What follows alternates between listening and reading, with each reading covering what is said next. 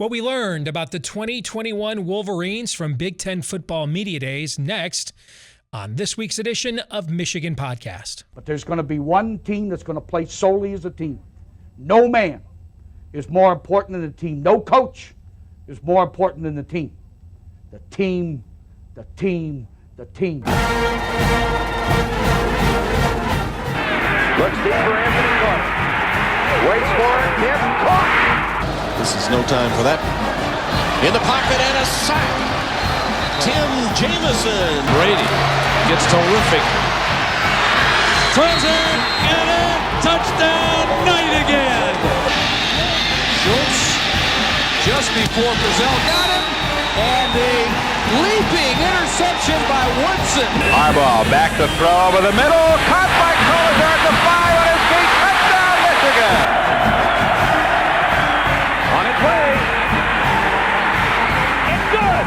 He's 5'7", 179 pounds, a junior at Michigan. But Jamie Morris packs a wallop, and he delivers for Bo Schembechler. And here's your first play. Pressure coming. Sack. It is Glenn Steele, number 81, who fought his way through the traffic. Option. And Robinson calls his own number, and he's going to score. Oh, an easy touchdown for Robinson and Michigan.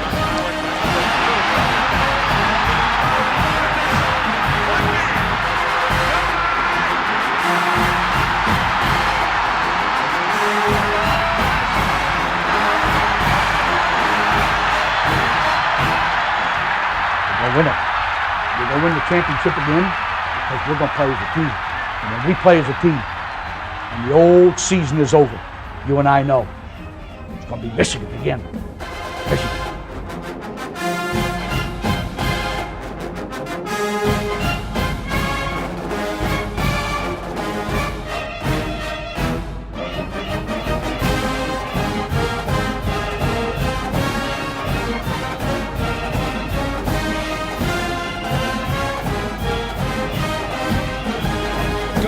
And welcome to a new season of Michigan Podcast. I'm Steve Deace. Good to have all of you with me. We'll be joined by our good friend and maybe the one and only reasonable bucknut, Mark Rogers, the voice of college football right here on YouTube. He'll be joining us coming up in the next segment of the program. But Big Ten Football Media Days for the first time at Lucas Oil Stadium there in Indianapolis, where the Big Ten Championship game is played. For the first time, we had those events last week, and we learned some things during Big Ten Football Media Days about the 2021 Wolverines, some things that stood out to me. Let's discuss them now, shall we? To me, I've got 5 big takeaways. Let's start with this one, number 1. By the way, I love that tie. Jim Harbaugh, I thought, was as engaging and forthcoming as I can ever remember. Now, in fairness, that is a low bar, okay? I mean, you can watch Jim attempt to talk to fans, media. He could space off, just ignore you altogether, walk off. This is not Mr. Congeniality. You know, this ain't the guy who once did a guest appearance on Saved by the Bell, right? But we actually saw a guy like with answers who was forthcoming and, you know, gave you specifics, some of which we'll get into here in a moment, who was self-aware, who looked to treat people well, even if he didn't necessarily like the question. I don't know what that means. I don't know why it's taken like 7 years. At the very least, it's the most engaging and forthcoming he's been since his press conference announcing his hiring. But it was good to see. I don't think you have to, behave that way in public in order to be a great coach. I just don't. And I think we've learned, at least at Michigan here the last 7 years, behaving that way in public doesn't necessarily make you a great coach. But it was good to see. I don't know if it's part of the renewed energy. I don't know if maybe he's like, crap, man, I need some allies. I don't, who knows? Who knows? But we actually got to talk to Jim Harbaugh, not a construct or, just a blank slate for the last couple of days. So that was good to see.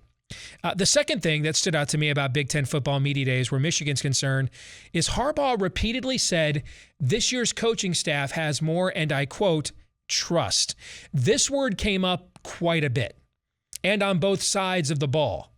And if you're going to highlight the word that much, I think we can only be left with the conclusion, therefore, that if this year's staff of newbies makes you feel as if there's more trust amongst the coaching staff, then that would at least seem to imply, vis-a-vis, by extension, that last year's coaching staff lacked that trust. Clearly, something was broken inside the Michigan football program. They were not a good team last year by any reasonable measure. They also put 10 guys in the NFL, several of whom, yes, several of them were people who set out, like Ambry Thomas and Nico Collins, but several of them were guys who also played, and they still weren't any good. They should have been better than what we saw given the talent on the roster.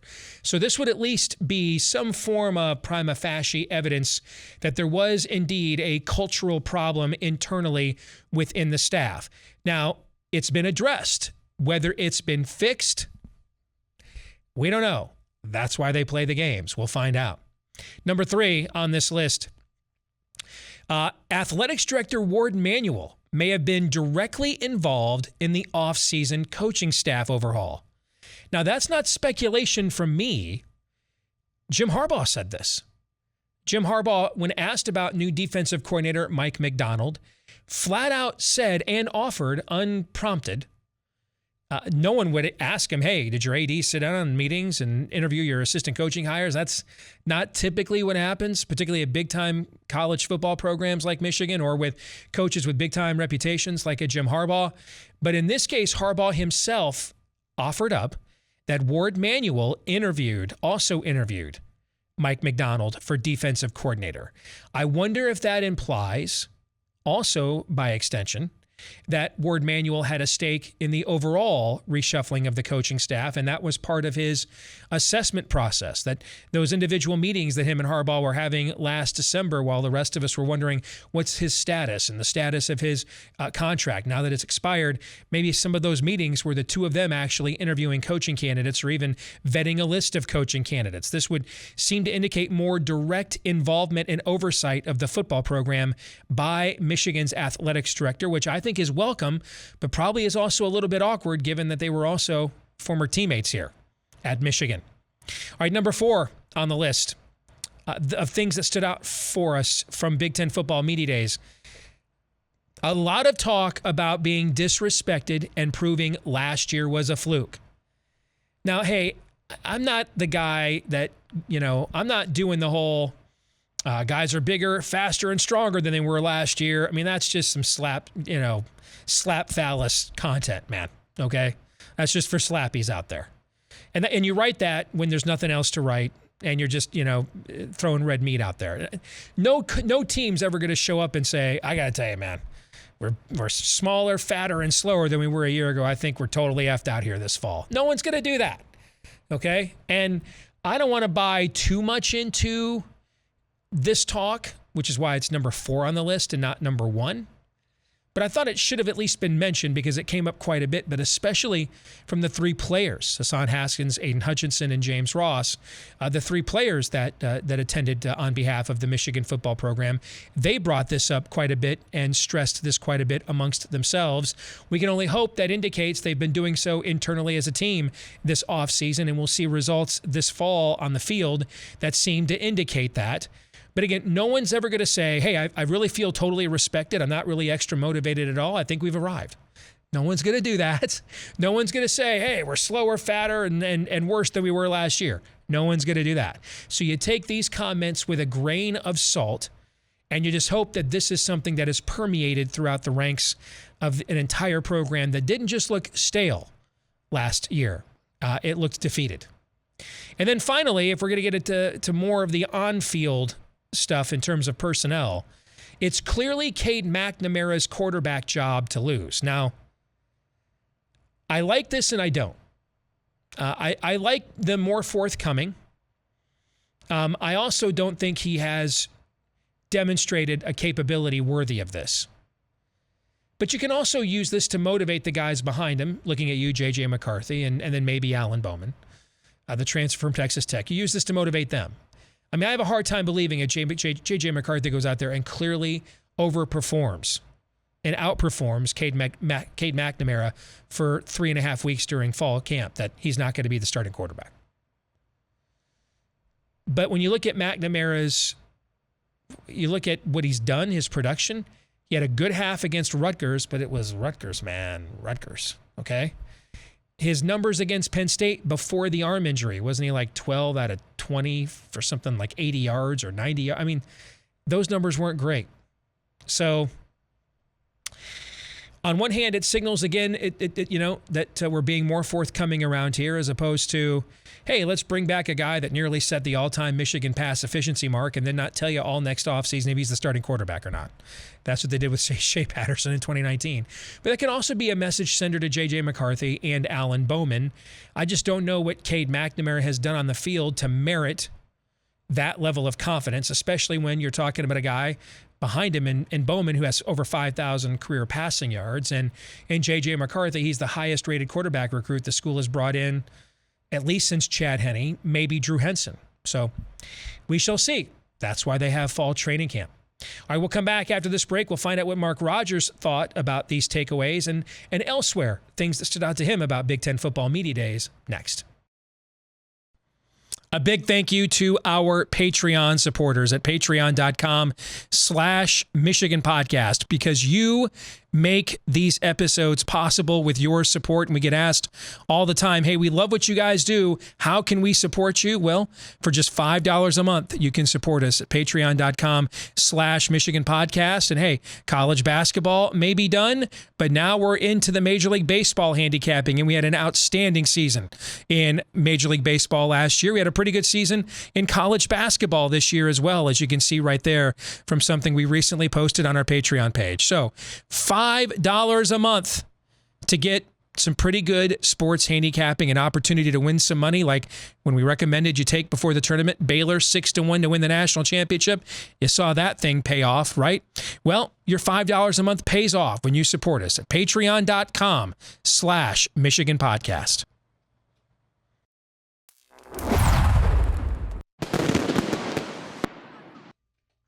Back with another edition of the 10-Minute War, and that means we welcome in our good friend and Ohio State fan, but we won't hold that against him, Mark Rogers, who has a fantastic college football channel right here on YouTube. If you haven't yet checked it out and you are a college football nut, now's the time you want to do so. He's got connections to beat writers as well all over the country, and if you are into college football handicapping, I got to tell you, I ain't bad at it. Mark's record is actually better. All right, so he might make you some money on top of keeping you informed and entertained as well. Mark, good to see you, brother. How you been? Steve, you need to make those comments earlier in the off season because the pressure's on. We're only 5 weeks away, so I'm going to have to back this up. I just gave you the dreaded Tony La Russa vote of confidence. You know what that means. Absolutely. I'm throwing a no-hitter. There's a couple outs in the seventh now. Yeah, don't blow it, kid. Exactly. Yes, absolutely. All right, so I definitely want to, since you're here, we're definitely going to talk about what's gone on with the Big 12, the SEC, and what it means for the wider college football landscape, because I actually think that what the Big 10 decides to do next is going to probably determine the long-term future of college football. We'll get into that, though. Let's start with some takeaways from Big Ten football media days, starting with, of course, being this is Michigan Podcast, with the Wolverines. You saw what I highlighted earlier, whether it certainly seems as if it's Cade McNamara's starting quarterback job to lose. Harbaugh openly admitting, without being asked, that Ward Manuel was involved, at the very least, in interviewing new defensive coordinator Mike McDonald. So I would bet that would mean on some level he's probably involved with the wider staff decisions holistically as well. I thought we saw a much friendlier and engaging Harbaugh. I mean, you saw the things that I kind of highlighted. Which of those sticks out the most to you, or maybe a couple of them do, and why? Well, first of all, with Jim Harbaugh's approach to the news conference, I actually felt strongly enough to the point that as soon as I got done watching Jim Harbaugh's news conference in Indianapolis, I posted a video on it, because he didn't say anything that I found cringeworthy. He was not quirky. He was not awkward. It was not clumsy in any way. And certainly he typically hits that patch at some point in responding to somebody's question where he hits that stretch. And I did not see any of that. He did not look like he was in any ridiculous way trying to look too confident or trying to sell something. He seemed very authentic about their issues, about their problems, about what they're working through, about what the coaching staff currently looks like and what he likes about it, what he likes about the vibe in the room amongst the coaches. I thought it was very authentic. I liked his comment about his brother saying, I am giving up Mike Macdonald because I love you and I love Michigan football and I want to see you succeed. I thought that was a little heart-touching moment in a Harbaugh sort of way. Didn't last long, and it wasn't too drippy or sappy or over the top, but it just gave you a little brother-to-brother connection there. Can you draw any conclusions about what you're going to see on the field this fall from any of this? Or could you at least say that there's a level of self-awareness there that perhaps has been lacking for the last couple of years? And maybe that gives you a little more optimism in that at least they're addressing, because if they're addressing it to us in such a friendly, engaging, open, transparent, forthright, level, then of course, they've already addressed these things internally at far beyond the level of forthrightness they're going to show us, right? So do you get a little bit more like, okay, maybe if they're being this upfront about this, showing this much self-awareness publicly, privately, they've vetted a lot of these issues. Doesn't mean they came up with the right solutions, right?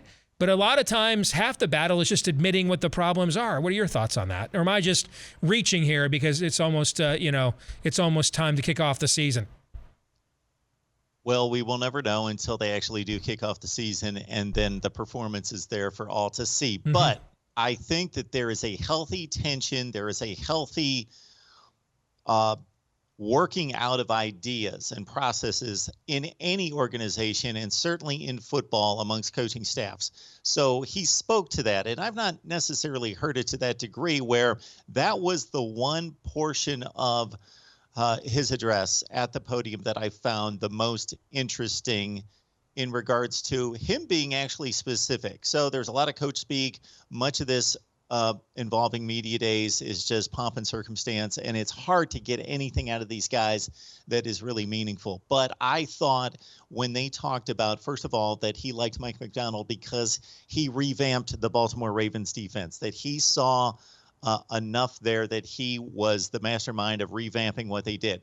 Also, that I liked the comment that he made about Macdonald and the other coaches looking for being able to identify traits and qualities in players to match their assignments. And he really explained what coaches can do well and how they work together as a team and that team dynamic that doesn't get explained very often, and being very forthright about there being arguments in the room. That's healthy. And that's where there's growth, is when there's tension, there is growth as long as it's healthy. So they got a fighting chance in that regard from a coaching staff that both of us looked at and thought, that's kind of strange the way they threw that together. All right, let's expand a little bit. What stood out to you as a whole, beyond Michigan, from Big Ten football media days? The fact that Scott Frost seemed to do his best Jim Harbaugh impersonation, like he wanted to be anywhere on earth, perhaps even a basement in Pyongyang, than at Big Ten football media days, answering questions from people. A very confident Pat Fitzgerald, despite all the personnel losses on there. He's saying, hey, I think this might be the most talented and deepest team I've had here at Northwestern. That kind of caught my eye a little bit. I thought Mel Tucker, and I know what people are going to say because it's Michigan podcast, but man, Mel Tucker, and I think I tweeted this, reminded me of watching Jeb Bush in the last presidential primary. He's got like a list of catchphrases. The consultant said, make sure you say all these things, and he's just trying to awkwardly and mix them all in. I mean, he had so many cliches, so many catchphrases that it just seemed like he kind of went up there with like an agenda which everybody kind of has, but he was like a slave to it. Like it wasn't conversational. It was just like check all these boxes and say all these things. I thought Kevin Warren came across more likable than I anticipated, although granted, let's face it, standards there were pretty low where that was coming in. I mean, but what stood out to you? Well, I wanted Kevin Warren to be more forthright with some type of statement to say, I messed up, because great leaders are able to do that. They're able to say, this was a situation, this was a crisis, this was a situation nobody foresaw, and we did not handle it the best. And I learned from that. No, instead he said, I don't regret anything. I wouldn't have done anything differently. How can any sane, reasonable, logical person say that they would not have done anything differently when you stated we are not playing football, and a few weeks later you reversed course and played football and put together a season? Obviously, any reasonable person, including Kevin Warren behind closed doors, would have stated, yeah, I made a mistake, because that should have never been stated. Because it wasn't completely off the table. There was a faction out there, fans, parents, players, coaches, that made us play football. So it happened. So I should have never said that. Or that's a tacit admission that he wasn't the one calling those shots, right? That, hey, I'm the guy that got thrown out there to be the public relations human shield, but I didn't make any of those decisions. And if they were up to me, that's why my kid was playing at Mississippi State last year, even though it looked like we weren't going to play, that, hey, I'm not the one that was. It could be a tacit admission of that. And this was his attempt to kind of unilaterally enhance or improve his image amongst Big Ten media and fans. And I do find interesting, ever since he was hired at Nebraska, the correlation, the connection, the similar traits just regarding the situation involving Scott Frost at Nebraska and Jim Harbaugh at Michigan to be rather intriguing. Favorite sons coming back to rebuild the power, and then the success that they both showed, Jim Harbaugh more so, but at other stops, to where those were both, I hate to use this term, but it's out there, slam dunk hires. Yeah. This is exactly what everybody, I don't know anybody out there that did not applaud those hires, that they didn't seem obvious based on everything coming together and them being the perfect man for the job. And the returns on Scott Frost are much worse at this point than Jim Harbaugh, for sure. Trev Alberts being named the athletic director at Nebraska is an interesting hire, because that on the surface seems to be an obvious choice and a successful That was selection. Frost's entire opening statement was giving a shout out to Trev Alberts. That was pretty noticeable. All right, before we put Big Ten Media Days to bed and go to a larger conversation about the future of the sport, is there a team on either end, and it can be you had one on either end, that you came in there thinking less of, that you're like, you heard something, you're like, I hadn't thought about that. I'm rethinking my position. Or a team in the Big Ten that you're like, I was really high on this team, and then I kind of listened to them break everything down. I'm like, I'm not so sure. I mean, for me, it was Northwestern. Fitzgerald to me seemed just alpha level confident. Like it seemed like PJ Fleck was trying to contrive expectations for his team, like really laying it on thick. And that's part of his persona. I get that. But even on top of that, it seemed like he was kind of trying too hard to raise their expectations, where I thought Fitz kind of walked in with some swag. He's like, yeah, I know who we got. We think we're good. Now maybe it just could be I have a man crush on Pat Fitzgerald. Like that could be, what's causing me to think this way. I've been accused of the same thing, because I've ranked him as the best coach in the Big Ten, even with the likes of Ryan Day at 23-2. So don't give me the answer before you end asking the question, because Pat Fitzgerald was my guy and Northwestern my guy, not just because of the way he looked at Big Ten Media Days and what he had to say. It's more just about me gathering some nuggets along the way during the offseason about Northwestern maybe having more on the field than I'm going to have to do a really deep dive, because unlike you, I haven't unveiled all my predictions yet. They're coming out piecemeal. So that was not necessarily based on Pat Fitzgerald's address at Big Ten Media Days, but just overall in recent weeks, I've been on the Northwestern bandwagon in regards to reevaluating Northwestern football. I also think that Pat Fitzgerald may not necessarily be that super confident about this addition, but I just think he's arrived at a place at Northwestern where he's got so much equity there. He's the guy. Yep. And regardless, he can talk up his team and make them feel good and make them feel like they can pull this off and be better than expected. All right, let's get to, of course, one of the most shocking stories in college football history. One of them in recent sports history. It is very difficult to blindside everybody, particularly in today's media environment, with a story of this magnitude and the amount of people that had to have known, and yet it didn't come out until right during SEC Media Days.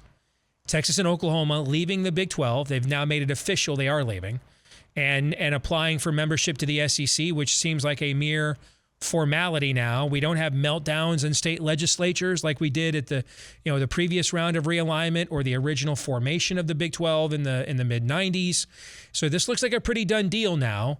First of all, your thoughts on this particular move, and then we'll have a broader discussion about what happens to the future of college football, because I really think the Big Ten is going to have a major say in that. But your thoughts when you heard this move? I don't blame the SEC. I don't blame Oklahoma or Texas. They're doing what sound business people do. Makes total sense for them. For the greater good of the game, I hate it. Yeah. I despise it. I agree. College football, more so than any other sport, but certainly I take more away from college football than the other sports. But think about the brand of play that you see on the field and everything connected to the field. There is a flavor, there's a personality, there's a vibe surrounding Big Ten football, surrounding SEC football. People dismiss Pac-12 football today, but growing up, there was always something about Pac-12 football that made it different, because those things are not just a product on the field, but they go beyond that. They go to the culture of those regions, the music, the food they eat, their values, their beliefs, how they live, how they express themselves. All that was reflected in the football. And now that's being completely eroded piece by piece by piece. So this Oklahoma-Texas move to the SEC, geographically, yes, it's a reach. And in regards to all those things, it's a bit of a reach. If it was done in a silo, it wouldn't be so god-awful. But it's not done in a silo. We're going to have to tear up the Big 12. It's going to be torn up. It's never going to be the same. Even if they're able to salvage something, it's going to be an American conference in the Southwest.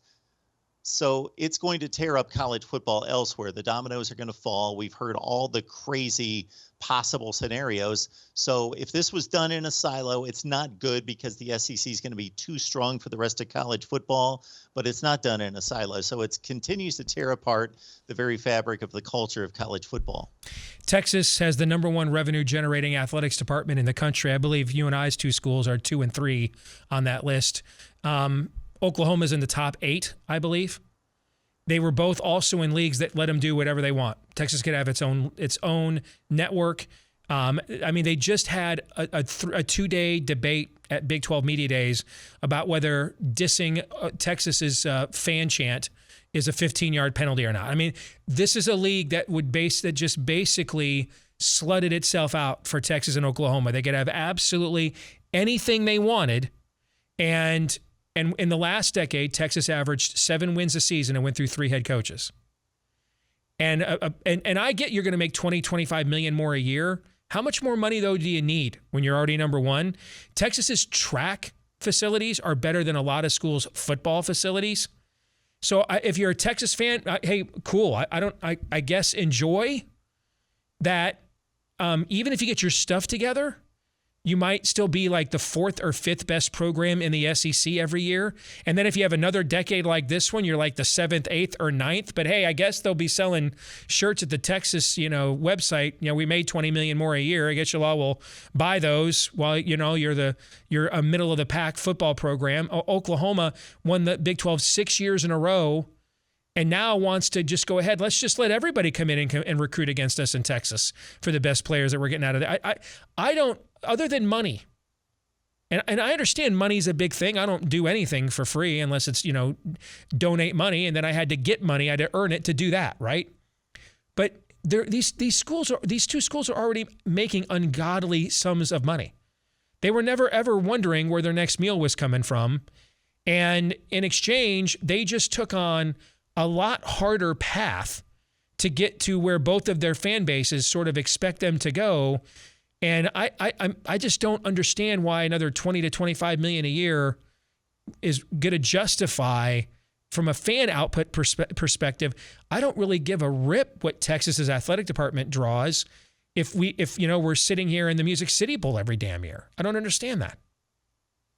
So yes, Texas, since they stepped off the field with Alabama at the 2009 BCS championship game, is 78-61, 7-6. That's a 7-6 winning percentage.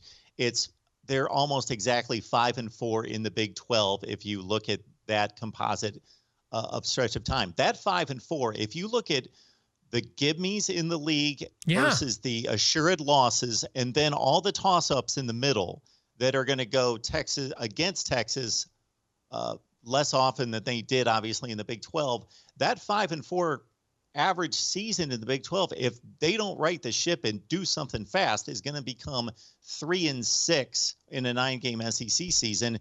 And those 7-6s are going to be 5-7s and 4-8s in the regular season. I don't know if that's going to happen because they may be able to up the ante in recruiting like Texas A&M did, because they can say we play in the SEC. So maybe Oklahoma and Texas got tired of owning the Big 12, I guess. Maybe they got tired of, on a national scale, hearing about that the SEC is always getting the attention, and Big 12 football only gets attention when those two teams are on the same field and maybe 2 or 3 other times a year. Maybe they were tired of hearing that and they want to go play with the big boys, and maybe that $25 million, and who knows what the estimation is, with their value added to the league, means that much to them. So I think where this goes from here, whether this is a nuclear scenario or a massively lucrative power play by one league that's a singular event, is going to be determined by what the Big Ten thinks. And I think right now the Big Ten is probably having an internal dialogue of whether this was just an organic circumstance of these two teams in an otherwise going nowhere league who just decided to go for a big payday and of their own volition just called the SEC up one day 6 months ago, or back in December, I think it was. And this is just a singular acquisition. I think if the Big Ten thinks that, I think it may do nothing. If the Big Ten thinks that, especially as now we're seeing headlines, the SEC may be generating as much annually now as with these two additions as the NCAA was as a whole, 1.1 to 1.3 billion with a B dollars. If the Big Ten thinks that this is now Mike Slive and the SEC are deciding, hey, the NCAA is done, and it is done. It'll be lucky if it hangs around to regulate the basketball tournament and Olympic sport events at this point. So we're the new NCAA. And we might call, who knows, maybe we'll call Michigan and Ohio State up and say, hey, do you guys want in on a Super League? If the Big Ten thinks this is an attempt at, the SEC's making an attempt at hegemony here, then I think you could see them essentially attempt to create a super conference of the remaining AAU schools. What I mean by AAU, I can't remember, the American Academic Union, I think is what it is, or something like that. These are largely research and land-grant universities, not all of them. But for those of you that don't know, and you start looking at the big kind of money that Big Ten and SEC teams make, brother, that's the gross domestic product of a small Latin American country. It's a lot of money. The research grants and endowments that these AAU schools have, that's the gross domestic product of not a small Central American country, of Central America. It's at a totally different level. And I could see Big Ten presidents say, hey, we don't really care at this point about TV share. We're not going to let Kansas, Iowa State, other schools that are members of our AAU get hung out to dry here. So we're going to bring them into the fold and protect them and their institutions against what the good old boys down south are attempting to do. Or they go they form like an alliance with the AAU schools in the Pac-12. because those two conferences have been aligned from the very beginning. They form what Jim Delaney almost had like a strategic partnership between the two leagues a decade ago, and they do something like that again where we just play them in the non-conference and we just have rotating schedules, and we share that TV revenue with Fox, our mutual partner who's based in LA. I think all of those things come down to, what does the Big Ten think the SEC's end game is here? What do you think, So Mark? the Big Ten, for one, Steve, cannot be conservative. It's got a conservative history in decision making, and that I don't say in a critical way most of the time. But it's time not to be conservative, because I believe that we're headed in the direction that you're talking about in regards to mega super conferences, and the SEC has a huge step and lead on everybody else. So when we went through this about 10 years ago, with Colorado and Utah and Nebraska and Texas A&M and Missouri, and then Maryland and Rutgers followed later, there was a logical progression to much of that, and most of that based on geography and based on what made sense. I'm not being able to follow any of that going forward based on some of the rumors I'm hearing. And of course, some of them are just rumors, but I think a lot of it is based on what is possible in today's landscape, that these leagues may jump geography regions and grab schools. I do believe that the Big Ten is going to have to make a big play here. And of course, I view it from a market, money, and football standpoint. The academic standpoint is certainly enormous as well. And the Big Ten has certainly pushed back and neglected to move on some schools in the past because of that. Right. Very, Nebraska is the distinction. only school in our league that's not. It's, by the way, it's the Association of American Universities. I had a brain fart there. Nebraska is the only school in our league that's not in that AAU. They were when we brought them in, but because their med school isn't attached to campus, they were thrown out. Adam Rittenberg at ESPN is reporting that the Big Ten, if it expands, will only consider AAU associated schools. I think that's probably true. I think our league, we saw this last year. Our league and the Pac-12 are really the only two leagues left now where the university presidents are ascendant in any way, shape, or form. And I just don't believe that they're going to just like I could see them like leave the Big 12 alone so as to not disintegrate it and try to go for AAU schools in the ACC like Virginia, Georgia Tech instead. I really think that academic identity will play a major role in this. Like there was a story out the other day about Oklahoma State. I don't think there's any chance of that happening, okay? No way.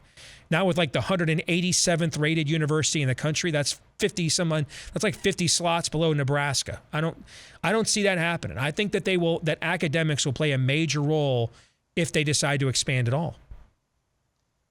I agree with you because that's been the past, and I think the Big Ten just showed us again last season during COVID. These conferences revealed themselves during that decision-making process. There's no question about that. SEC was going to play at all costs.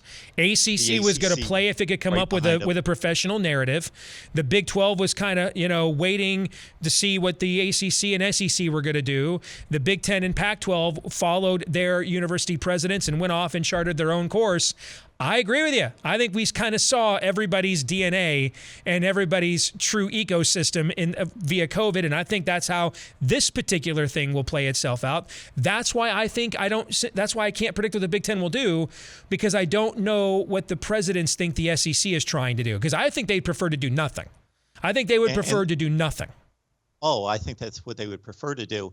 And just to further your point that we went down that road in regards to the COVID season showing us the DNA of these conferences, the Big Ten showed us to be fractured, that there is a division, there's a gap between academia and the fan base and the culture of the conference, the players, the coaches, the working people, the working class versus the ones that make the decisions. There is a major gap. Final question for you. Greg Sankey, I almost said Mike Slive, the former commissioner of the SEC. Greg Sankey calls up, I know y'all got a new president there at Ohio State. She was actually just debuting when this was all going on last year. But Greg Sankey calls up your new president there at Ohio State and says, let's roll. What happens? I don't think Ohio State leaves the Big Ten, but I think that they would certainly be talking to the Big Ten and saying, hey, what is the future of this conference? What are we thinking? Where is the direction going? How aggressive are we going to be? What are the factors involved versus money, academics, football? Put all those together. What's going to win? Who are we targeting? Where are those talks? I want a very specific roadmap to what's going on right now and what the plans are, and you better be telling me the truth. Michigan fans, and I've said it too, we've said for years, the closest thing we have in our league to the SEC is Ohio State. And that is true.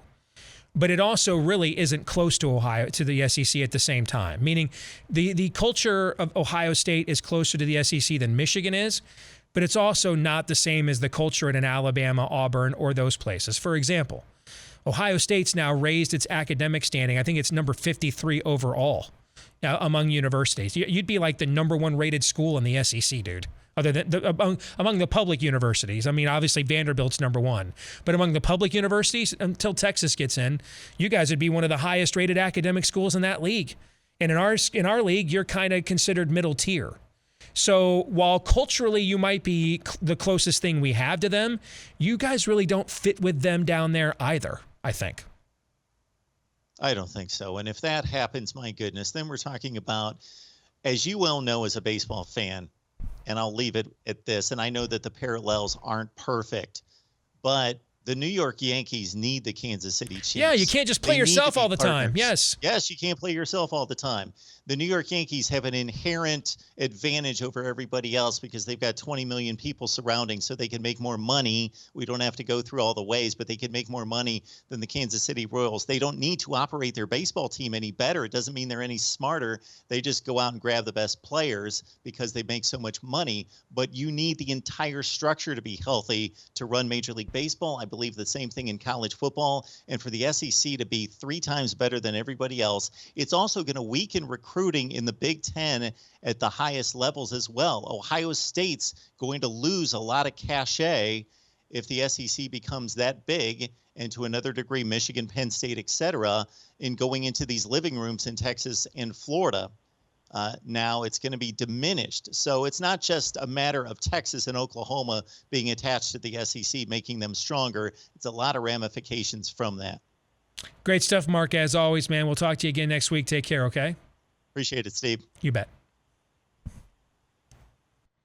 A big thank you to our Patreon supporters at patreon.com/Michigan Podcast, because you make these episodes possible with your support. And we get asked all the time, hey, we love what you guys do. How can we support you? Well, for just $5 a month, you can support us at patreon.com/Michigan Podcast. And hey, college basketball may be done, but now we're into the Major League Baseball handicapping, and we had an outstanding season in Major League Baseball last year. We had a pretty good season in college basketball this year as well, as you can see right there from something we recently posted on our Patreon page. So $5 a month to get some pretty good sports handicapping, an opportunity to win some money, like when we recommended you take before the tournament, Baylor 6-1 to win the national championship. You saw that thing pay off, right? Well, your $5 a month pays off when you support us at patreon.com/Michigan Podcast. This week's Twitter poll results. Whoa, look at these results. What coordinator do you have the most confidence in heading into the season? 73.8% said Mike Macdonald, who has never, ever coordinated. Yikes. 26.2% said Josh Gaddis, who we have seen now 2 seasons of coordination. And I think probably after you've seen those 2 seasons, you're like, that's too much coordination for me. The other guy hasn't coordinated yet. He still has to be better than what we've seen out of Gaddis, except for like 3 games against, 3 so-so teams in 2019. So I probably also would have voted for Macdonald, but that margin is so lopsided. I mean, wow. Because, folks, it's not going to be the improvement of the defense that's going to decide whether this year's team is better or not, or how better they are. It's going to be how explosive the offense is. There are some limitations on defense. They're just not going to have your classic 2-gap plugger at nose tackle. And no, don't tell me some, broke down transfer from Oregon State who couldn't play there is your guy. He's not. If we get any quality snaps out of him, thank the maker. You take that guy because you're desperate for help. If Michigan had the kind of players they want up front to run this defense, they wouldn't be taking a guy with this questionable medical and production history from Oregon State. They're taking him because they're desperate. So I think the defense can improve and still be like, 40th or 50th in the country. There's just some personnel limitations there. Offense, though, there's a lot better personnel and more depth and explosiveness there. They really need this to finally look like a modern college football offense where they could throw for 300 yards every week if they wanted to. They need it to look like that. If they don't, well, I think we all know what that means. This week's feedback of the week, to follow up on that poll, Don Sean. I love that name, Don Sean. He says it's McDonald, honestly, for him in terms of who he's more confident in. He comes recommended, actually got vetted. He did. We know Ward Manuel vetted him. We talked about that earlier. He's vetted by John Harbaugh, who you probably trust more at this point than Jim. But Josh Gaddis just got the job over a phone call. That is a true story, by the way. Jim Harbaugh had never met Josh Gaddis. Josh Gaddis didn't even know Jim Harbaugh knew who he was. And when he was about to leave Alabama to go with Mike Loxley at Maryland, Harbaugh called him out of the blue and offered him the OC job over the phone. With Don Sean, first of all, don't mess with Don Magic Sean. Don't do that. Don't fade Don Sean. You can't fade him. But Don Sean is correct. That is how Josh Gaddis got the job. He also says, and furthermore, I'll never have complete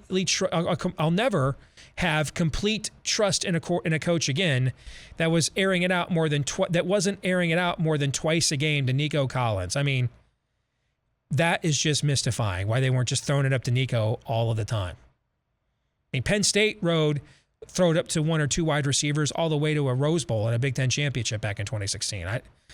None of those guys were as imposing physically as Nico Collins. I have no idea why Josh Gaddis did not do that.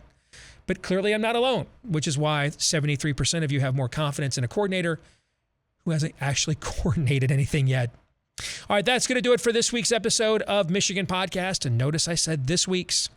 We're back at it again now that the season is nigh with weekly episodes. Until then, make sure you follow us at Michigan Podcast on Twitter. Remember, like, rate, subscribe, share, follow, 5-star review, whichever the case may be. If you're watching on YouTube or listening on iTunes, Stitcher, Google Play, etc., please do that because it helps us to get the word out to find more Michigan fans like you.